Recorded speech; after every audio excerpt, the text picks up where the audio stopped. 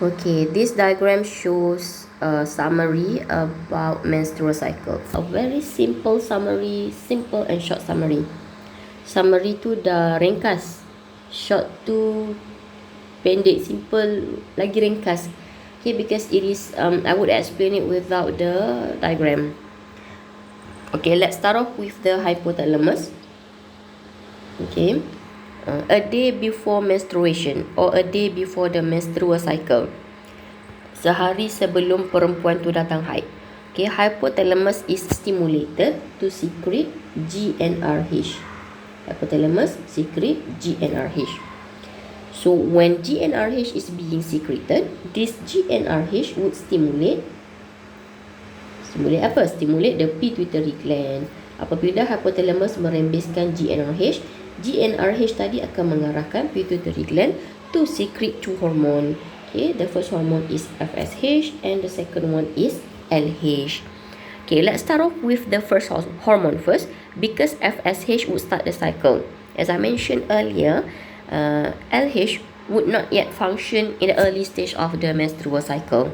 Okay, let's look at the function of FSH. By the name itself, FSH is the hormone that stimulates the development of the follicle and egg. So FSH causes the development of the follicle and egg in the ovary. So what is so important about this follicle? This follicle would secrete another hormone, which is estrogen.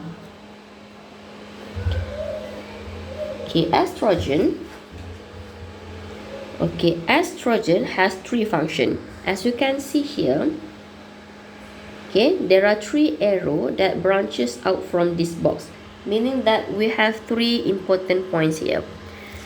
First and foremost, as we know, estrogen function to increase the thickness of the uterus lining, or it increase the thickness of the endometrium wall. This is the first function of estrogen. The second and the third function depends on the level of the estrogen hormone. Fungsi kedua dan ketiga bergantung kepada paras estrogen tu, banyak ke sikit. If the estrogen level is low, low level of estrogen would inhibit the production of FSH. So how the estrogen inhibit the FSH? By inhibit the hypothalamus. Ingat tak saya kata proses dalam ni ialah proses yang berangkai. Proses berangkai maksudnya kalau hypothalamus tu dirangsang ataupun hypothalamus is being stimulated, GnRH akan terhasil, pituitary gland akan dirangsang dan FSH dan LH akan dihasilkan. So kalau hypothalamus tidak dirangsang, GnRH tidak dirembeskan, FSH dengan LH pun tidak akan dihasilkan. So bagaimana estrogen ni menghalang penghasilan FSH?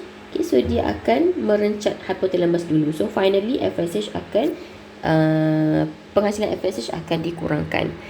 So that occurs when the estrogen level is low. Kalau masih ingat, ayat penuh dia ialah low level of estrogen give negative feedback mechanism on hypothalamus. Ingat, bila sebut negative feedback, dia akan merencat lah untuk kes ni. So bila dia merencat hypothalamus, so dia akan inhibit, dia akan merencat ataupun menghalang penghasilan FSH. The last function of estrogen is when the estrogen level is high. When estrogen level is high, it gives positive feedback mechanism on hypothalamus. It is opposite to when estrogen level is low. So when estrogen level is low, it gives negative feedback mechanism on hypothalamus. FSH is not being produced. But when estrogen level is high, on day 12, if I'm not mistaken, it stimulates the hypothalamus. Thus, the hypothalamus would finally release more FSH and LH. So LH is being secreted. What is the function of LH? So we are done discussing about the function FSH. Now let's discuss about the function of LH. There are three important function of LH. The first one is LH causes ovulation. Ovulation is the releasing of secondary oocyte from Graafian follicle. Okay, we still remember. So when this is graphene follicle, this is secondary oocyte. Okay, the process of releasing secondary oocyte from this graphene follicle is called ovulation. Okay, this is the function of LH. So LH yang menyebabkan pembebasan secondary oocyte tu berlaku. Okay, the second function is LH causes this graphene follicle to develop into corpus luteum. So what is the function of corpus luteum? Okay, this corpus luteum is stimulated by LH again to secrete estrogen and progesterone. And this progesterone and estrogen would further increase the thickness of endometrium wall in order to prepare for pregnancy. And the combination of estrogen and progesterone would again give negative feedback mechanism on hypothalamus, so that no more FSH and LH will be secreted. Okay, no more FSH would secreted during the 28 days of menstrual cycle, so that only one follicle would develop within the 28 days.